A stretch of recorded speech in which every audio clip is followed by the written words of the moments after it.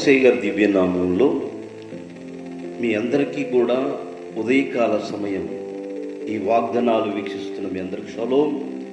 తండ్రి ఇచ్చినటువంటి సమయాన్ని బట్టి మనమందరం కూడా పరమ తండ్రిని వేడుకోవాలని కోరుకుంటూ, తండ్రికి మహిమ ఈ దినవంతం మనందరినీ ఆశీర్వదించునుగాక. ప్రతి ఒక్కరూ కూడా తండ్రి యొక్క సన్నిధిలో యావే నామాన్ని గణపరచాలని తండ్రి మన్నే తన యందు భక్తులుగా ఎన్నుకున్నాడు మన్నే. కనుక ఈరోజు యావే భక్తులు వారి బాధ్యతల గురించి శ్రేష్టమైన వాక్య భాగంలో నుండి కొన్ని మాటలు మనం విందాము. 149వ అధ్యాయం కీర్తన గ్రంథము 1వ వచనంలో, యావేను స్తుతించుట మంచిది, యావేకి కొత్త కీర్తనలో పాడుట భక్తులకును యాజకులకును ఆయనకి స్తుతి గీతములను పాడండి అని లేఖనాల్లో వ్రాయబడింది.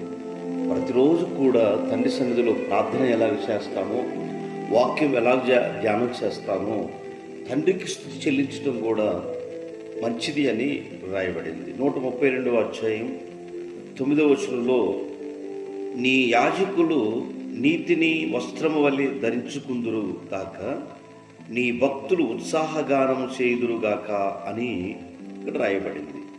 అంటే యాజకులే కానివ్వండి, సేవకులే కానివ్వండి, తండ్రిని ఆరాధిస్తుండే ప్రజలే కానివ్వండి, ఉత్సాహగానాలతో ఆయన గణపరిచే వ్యక్తులుగా మనం ఉండాలని ఈ వాక్యం మనకు తెలియపరుస్తుంది. తండ్రికి మహిమ.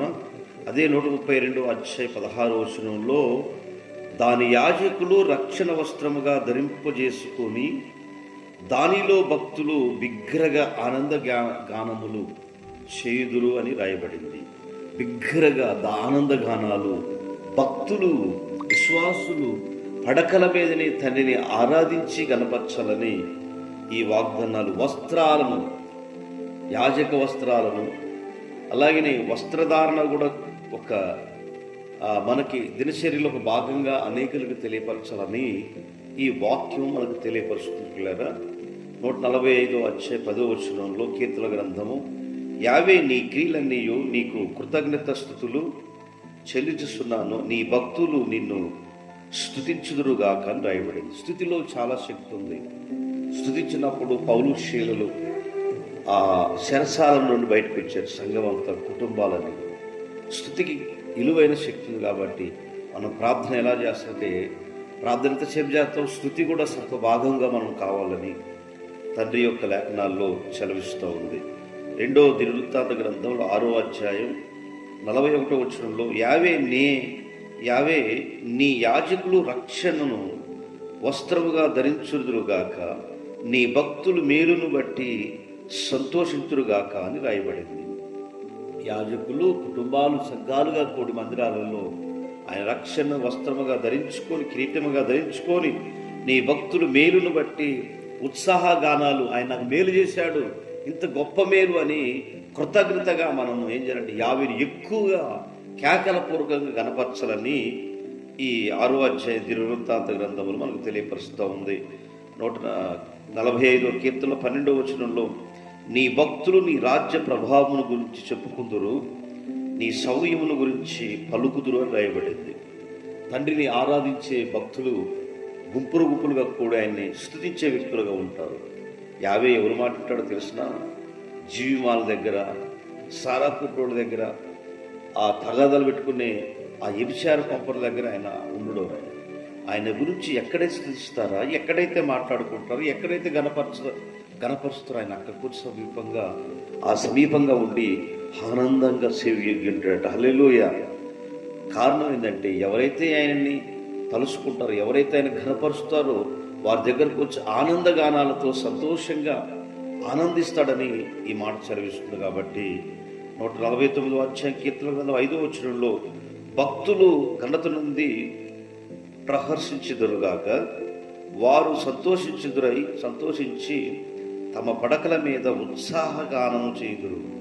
మనం లేవగానే తండ్రిని వేడుకొని, అయ్యా రాత్రంతా కాపాడేవయ్యా, పగలంతా కాపాడేవయ్యని రాత్రి ఉదయం లేవంగలోనే పగలు కూడా మనం ప్రార్థించాలని యావే వాక్యాలన్నీ మనకు తెలియపరుస్తుంది. కాబట్టి స్తుతిలో ఉన్న శక్తి, స్తుతిలో ఉన్న మహిమ, ఆయన ఘనపరిచే శక్తివంతులుగా మనం ఉండాలని సంఘంగా కూడాలి, సేవకులతో కలిసి కూడాలి, కుటుంబంగా కూడి తండ్రిని ఆరాధించాలని యావే తండ్రి యొక్క వాగ్దానాలన్నీ కూడా దేవుని భక్తులు వారి వారి బాధ్యతల ప్రకారంగా ఎంతసేపు అయితే లేచి ఆరాధిస్తారో అరుణోదయానికి ముందు లేచి ప్రతి ఒక్కరు కూడా సూర్యుడి కంటే ముందుగా లేచి ఆయన ప్రార్థించాలని, ఆయన స్తుతించాలని, స్తుతిలో ఒక భాగంగా కుటుంబంలో మనందరూ స్థుతించినప్పుడు సాతాను మన దగ్గరికి రావడానికి వీలు లేదు కనుక అట్టి కృప ధన్యత ఈ దినవంతా మనందరికీ సహాయం చేయండి. మీ అందరికీ హృదయపూర్వకమైన షలోం అండి.